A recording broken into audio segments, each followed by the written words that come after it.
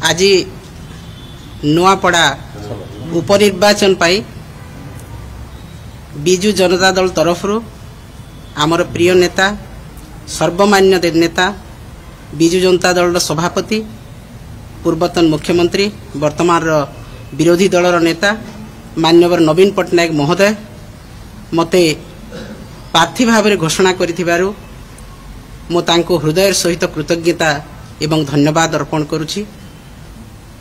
मो कोटि कोटि प्रणाम जनाऊछि तांको जे से मो उपरे विश्वास एवं भरोसा कले मो दल पई जो काम करिछि ओडिसा लोकंक पई काम करिछि बिजु जनता दल रो कर्मकर्तांक पई नुआपड़ारे मो 4 वर्ष रही ऑब्जर्वर भाव में काम करिछि।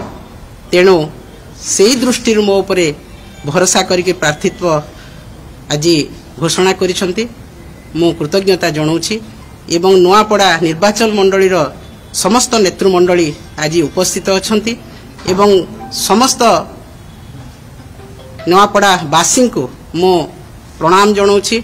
तांकर आशीर्वाद तांकर मो उपरे निहाती भाव में रहिबो एवं विपुल संख्यारे विजयी करेबे।